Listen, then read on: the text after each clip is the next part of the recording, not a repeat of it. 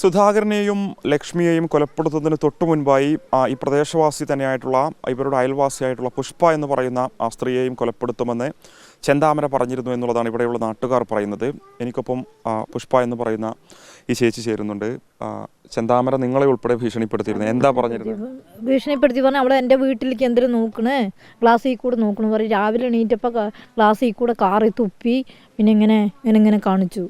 അപ്പം ഞാനത് ശ്രദ്ധിച്ചില്ല. അപ്പം അമ്മയെ ശ്രദ്ധിച്ചു കൊണ്ടിരുന്നു. അപ്പം അമ്മനെ കൊണ്ട് പറഞ്ഞു, ഞാൻ അമ്മ ശ്രദ്ധിക്കണ്ട, ക്ലാസ്സിൽ കൂടെ നോക്കണ്ട, അയാൾ നോക്കുന്നുണ്ട്, അയാൾ നമ്മളെ ശ്രദ്ധിച്ചു, അയാളുടെ വീട്ടിൽ ശ്രദ്ധിക്കേണ്ട എന്ന് പറഞ്ഞിട്ടുണ്ട് എന്ന് പറഞ്ഞു. ഈ കാണുന്ന വീടാണോ ചേച്ചിയുടെ വീട്? അത് ആ നീല പെയിന്റ് അത് തന്നെയാണ്. ആ താഴ്ഭാഗത്ത് കാണുന്ന ചെന്താമരയുടെ വീടിന്റെ മുൻവശത്താണ് പുഷ്പ ചേച്ചിയുടെ വീട്. ചെന്താമരയുടെ വീട്ടിൽ നിന്നാണ് പുഷ്പയെ ഭീഷണിപ്പെടുത്തിയിരുന്നെന്നാണ് പറയുന്നത്. ആയുധങ്ങൾ ഉൾപ്പെടെ കാണിച്ച് ഞാൻ വരുമ്പോഴും അയാൾ അവിടെ ഇരിക്കുന്നുണ്ടായിരുന്നു. ഞാൻ ശ്രദ്ധിച്ചില്ല, അയാൾ ശ്രദ്ധിക്കണ്ട പറഞ്ഞല്ലോ. അപ്പം ഞാൻ ശ്രദ്ധിച്ചില്ല. ഞാൻ വേഗം 9:45 വണ്ടിക്ക് ഞാൻ പോയി, പള്ളിയിൽ പോയി. അത് കഴിഞ്ഞിട്ടാണ് അവരെ ഇതാക്കിയിരിക്കുന്നത്. വിരോധം അതന്നെയാണ്, ആ ചേച്ചിനെ കൊന്ന വിരോധം തന്നെയാണ് ഈ കാണിക്കണതെല്ലാം. ആ സജിനെ ആദ്യം കൊന്നില്ലേ, സജിത എൻ്റെ ഭർത്താവിനെയും അമ്മായിയമ്മനെയും ഇപ്പോൾ കൊന്നിരിക്കണേ. ഇപ്പോൾ രണ്ടാമത് ഇപ്പോൾ ആ വിരോധത്തിൽ തന്നെ ഞങ്ങൾ 5 പേരുണ്ട്, മുഖ്യം പെണ്ണുങ്ങൾ മാത്രം. സുധാകരന്റെ കുടുംബവുമായി നിങ്ങൾക്ക് ബന്ധമുണ്ട് എന്നുള്ളതുകൊണ്ട് നിങ്ങളുടെ അപ്പം ഞങ്ങൾ നാട്ടുകാരല്ലേ, അവർ വീട്ടുകാരനെ ഒന്നും കൊലപ്പെടുത്തില്ല. എൻ്റെ അമ്മായി, ഞാൻ, പിന്നെ അവിടെ മൈമൂനൊക്കെ, അവളൊക്കെയാണ് വിലാസിൻ്റെ ഒപ്പം ഇരുന്നവർ. ഞങ്ങളൊക്കെ ഫ്രണ്ടുകളാണല്ലോ. അവൾ പഞ്ചായത്ത് പണിയിൽ ഞങ്ങൾക്ക് ഏഡീസും കൂടിയാണ്. ചെന്താമരയുടെ ഭാര്യയായിരുന്ന വിലാസിനിയുടെ സുഹൃത്തുക്കളായിരുന്നു നിങ്ങളൊക്കെ. അപ്പം അവള് ഞങ്ങളെ മൂല്യം പോയത്, ഞങ്ങളൊക്കെ മന്ത്രവാദം ചെയ്തിട്ട് അവൾ പോയത്. എൻ്റെ കുടുംബം കേട് വന്നത് അവൾക്ക് പറഞ്ഞു കൊടുത്തിട്ടാണ് അവൾ പോയത്. അവളാണ് ആദ്യം കൊലപ്പെടുത്താൻ നിന്നത് ഭാര്യനെ. ഭാര്യ കയ്യിൽ നിഴഞ്ഞിട്ടാണ്, ഭാര്യ ചോറ് ഉണ്ണണ കൈയും കൊണ്ടാണ് ഓടിയത്, രക്ഷപ്പെട്ടത്.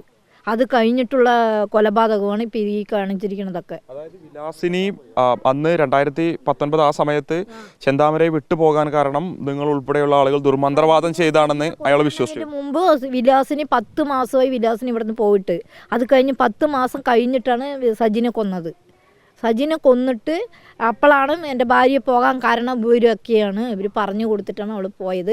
ഇവർ ഫോൺ ചെയ്യുകയാണ്, ഇവരിനെ അറിയിക്കുകയാണ്, പ്രശ്നമൊക്കെ അറിയിക്കുകയാണ് എന്നുള്ള ഭാവത്തിലാണ് ആ ചേച്ചിനെ കൊന്നത്. ഇയാൾക്ക് ഏതോ മന്ത്രവാദി ഇയാൾക്ക് പറഞ്ഞു കൊടുത്തിരുന്നു. തൃശ്ശൂർ പോയപ്പോൾ നിറയെ മുടിയുള്ളവരുണ്ട് അന്ന് പറഞ്ഞു. ആദ്യം ഭീഷണി എനിക്കും എൻ്റെ മകൾക്കായിരുന്നു.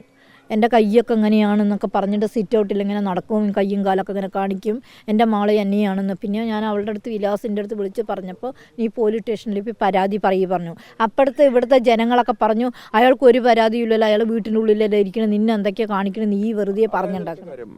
ചെന്താമര വീട്ടിൽ പ്രശ്നം ഉണ്ടായിരുന്ന സമയത്ത് തൃശ്ശൂരിൽ പോയി ഒരു മന്ത്രവാദിയെ കണ്ടു. മന്ത്രവാദി പറഞ്ഞു കൊടുത്തു, നിറയെ മുടിയുള്ള സ്ത്രീകളാണ് കുടുംബത്തിലെ പ്രശ്നങ്ങൾ. അതന്നെ ആ കുടുംബത്തിന് കാരണം പറഞ്ഞിട്ടാണ് സജിതനെ കൊന്നതെന്നാണ് അയാൾ പോലീസിനെ അറിയിപ്പിച്ചത്, പോലീസുകാർക്ക്. അത് കഴിഞ്ഞപ്പോഴാണ്, അപ്പം ഞങ്ങൾ ഉണ്ടായിരുന്നില്ല. അത് വെള്ളിയാഴ്ച മാവേലിക്ക് പോയി, ഞാൻ ശനിയാഴ്ച പോയി. അന്നും ഞാനുണ്ടെങ്കിൽ ഞാൻ പോയിട്ടുണ്ടാവും. അന്നും പോയി ഞങ്ങൾ രണ്ടാളെയും വകവരുത്താൻ പറഞ്ഞിരുന്നാണ്. അപ്പോഴേക്കും ഞാൻ അതിൽ നിന്ന് രക്ഷപ്പെട്ടു. ഇപ്പം ഇന്നലത്തെയും ഞാനായിരുന്നു ആദ്യത്തെ പ്രതി. ഞാൻ രക്ഷപ്പെട്ടു, അവർ 2 പേരും മരിച്ചു. മന്ത്രവാദം കുറേ എന്തൊക്കെയോ ഏലസ് ഇത്ര വലിയ ഒരു ചിഹ്നം പോലെ ഒരെണ്ണം കഴുത്തിൽ കെട്ടി തൂക്കിയിട്ടുണ്ട്. കയ്യിൽ കുറേ ചരടൊക്കെ കെട്ടിയിട്ടുണ്ട്. എന്നെ കൊണ്ട് ഇങ്ങനെ കാണിച്ചു, ചരട് കൊണ്ട് അങ്ങനെ ചെയ്തിട്ടുണ്ട്. പിന്നെ ഈ സാധനത്തിന് ഷർട്ട് ഊരുമ്പോൾ ഈ സാധനം ഇങ്ങനെ കയറി കെട്ടി തൂക്കിയിരിക്കുകയല്ലേ, ഇതാടണു. അപ്പം അവർ ചെറിയച്ഛൻ്റെ മാമൻ്റെ അടുത്ത് പോയിട്ട് പറഞ്ഞു, എനിക്ക് വലിയ ശക്തി കിട്ടിയിട്ടുണ്ട് എന്ന് പറഞ്ഞു. ശക്തിയാണ്, കണ്ടില്ലേ എൻ്റെ കിട്ടണതൊക്കെ ശക്തിയാണ് എന്ന് പറഞ്ഞു. ഇവന് ഈ ഭാഗത്തൊക്കെ അവളെ മിണ്ടാതിരിക്കാൻ പറയും, എൻ്റെ വീട്ടിലേക്ക് ശ്രദ്ധിക്കണ്ട എന്ന് പറഞ്ഞു. പിന്നെ രാവിലെ എണിച്ച് എൻ്റെ മുമ്പ്, ഞാൻ ആദ്യമായിട്ട് ഇന്നലെയാണ് അയാളെ ശരിക്കും കണ്ടിരിക്കുന്നത്. മുമ്പ് പോയി അവിടെ പോയി ബീഡി വാങ്ങി, എന്നെ കണ്ടപ്പോൾ മാറി നിന്നു. ബീഡി പൗസി 3 എണ്ണം എടുത്ത് കൊടുത്തു. അത് കഴിഞ്ഞ് അത് വാങ്ങിയിട്ട് പോയി എന്നെ മാറി, എന്നെ ഇങ്ങനെ ആക്കി. പിന്നെ ഞാനത് ശ്രദ്ധിച്ചില്ല. അതിനെ അയാൾ ശ്രദ്ധിക്കണ്ട പറഞ്ഞിട്ടുണ്ടല്ലോ. അപ്പോൾ എൻ്റെ വീട്ടിൽ വന്ന് ഞാൻ തുണികളൊക്കെ അലക്കി കുളിച്ച് കൊച്ചിനും പെണ്ണിനെയും സ്കൂളിലേക്ക് പറഞ്ഞയച്ചിട്ട് ഞാൻ വാതിലടച്ചു, ടപ്പെന്ന് വാതിലടച്ച് ലോക്ക് ചെയ്തിട്ടാണ് ഞാൻ പുറപ്പെട്ടത്. അപ്പം പോയി കണ്ട മന്ത്രവാദിയെ കുറിച്ച് എന്തെങ്കിലും വിവരം? എനിക്കറിയില്ലപ്പം, ഞങ്ങളത് പോയിട്ടില്ല, ഞങ്ങൾക്ക് അതിനെക്കുറിച്ച് അറിയൂല. അത് എനിക്കറിയില്ല. വിലാസ് എനിക്കറിയാം, ഭാര്യയല്ലേ, അവൾക്ക് അറിയായിരിക്കും. അതാദ്യം സജീനെ കൊല്ലുമ്പോൾ അങ്ങനെയായിരുന്നു പറഞ്ഞത്. ഇനി ഇപ്പോഴും മന്ത്രവാദിൻ്റെ അടുത്തേക്ക് പോയി പല ആൾക്കാരെ വിളിച്ചിട്ടുണ്ട്. നിങ്ങൾ എൻ്റെ കൂടെ വരി, ഞങ്ങൾ വലിയ ശക്തി തരാം, ഞാൻ എൻ്റെ കൂടെ വരി, നിനക്ക് നിൻ്റെ ഭാര്യ അകന്നു പോയിട്ടുണ്ടെങ്കിൽ നിൻ്റെ ഭാര്യ എൻ്റെ കൂടെ ചേരും. അവർ കൂടെ പോയതൊക്കെ വിലാസിനി പോകാൻ കാരണം ഇയാളുടെ മദ്യപാനം, ഇയാൾ ലഹരി ഉപയോഗിച്ചിരുന്നു. ലഹരി ഉപയോഗിക്കില്ല, ബീഡി മാത്രം വലിക്കും, ലഹരി ഉപയോഗിച്ചിട്ടില്ല. ഞങ്ങളെ കണ്ടു ക്രൂരമായി മർദ്ദിച്ചിരുന്നു.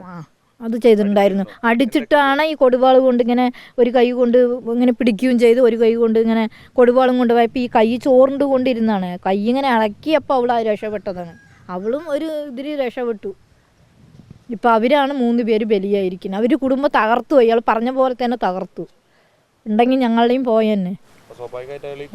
അയാൾ ഇപ്പോൾ കൊല്ലണതിൻ്റെ മുമ്പ് പറഞ്ഞിട്ടുണ്ട് 5 പേരിനെ നാളെ ഞാൻ കൊല്ലുന്നു പറഞ്ഞു.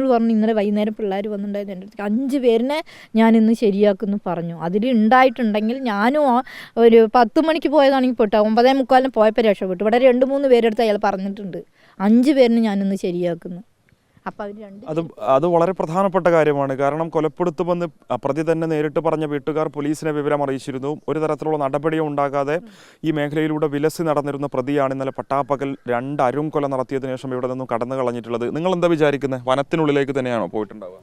അത് അയാളിപ്പോൾ അവിടെ ഈ ചുറ്റുപാഷം തന്നെ ഉണ്ടായിരുന്നത്. കഴിഞ്ഞ പ്രാവശ്യം സജിനെ കൊലപ്പെടുത്തിയിട്ട് ഈ ചുറ്റുപാഷം തന്നെ ഉണ്ടായിട്ട് പോലീസുകാർ പറഞ്ഞു, ജനങ്ങൾ പിടിക്കാൻ പോയപ്പോൾ മെമ്പറിനെയൊക്കെ കയ്യിലാക്കി പറഞ്ഞു, ഞങ്ങളെ പിടിച്ച് ഞങ്ങൾ ഇതിനൊരു പരിഹാരം ചെയ്യുക, ഇയാൾക്ക് കഠിന ശിക്ഷ കൊടുക്കുക എന്നൊക്കെ പറഞ്ഞിട്ടാണ് ജനങ്ങൾക്ക് വിട്ടുകൊടുക്കാതെ ഇവരെല്ലാവരും ഉള്ളിലാക്കി അവർ കൊണ്ടുപോയി. ആൾ രാജമര്യാദയും കൊണ്ട് വന്ന് കൊണ്ടുപോയി. ആൾ മാന്യനായിട്ട് വന്നു. ഇവരാണ് ഇതിൻ്റെ എല്ലാ ആൾക്കാരും, സർക്കാരാണ് ഞങ്ങൾ പറയുകയാണെങ്കിൽ. ഒരു കൊലപാതകം അങ്ങനെ നടന്നതാണല്ലോ, ആരും കാണാത്ത കൊലപാതകമാണ് അത് നടന്നത്. അപ്പം പിന്നെയും ഞങ്ങൾ പോയി പറയുമ്പോൾ ഇവരൊന്നും പ്രതികരിക്കുകയോ വേണം. ശരി, അവർ തന്നിട്ടുണ്ട്, അത് എന്താ സംഭവം എന്നെങ്കിലും ഒന്ന് നോക്കുക, അന്വേഷിക്കുക ചെയ്യണ്ടേ? ഇപ്പം 2 എണ്ണം പോയില്ലേ, ഇപ്പം ഞാനും ഉണ്ടെങ്കിൽ ഞാനും പോയില്ലേ? അതാണ് എൻ്റെ ചോദ്യം. തീർച്ചയായും അയൽവാസിയായിട്ടുള്ള പുഷ്പയാണ് നമ്മളോട് സംസാരിച്ചത്. പ്രധാനപ്പെട്ട പല വിവരങ്ങളും അവർ നമ്മളുമായി പങ്കുവെക്കുന്നുണ്ട്. വീഡിയോ ജേർണലിസ്റ്റ് ഷഫീഖ് അർലോയ്ക്കൊപ്പം reporter Mubashir P Akbar in reporter Palakkad.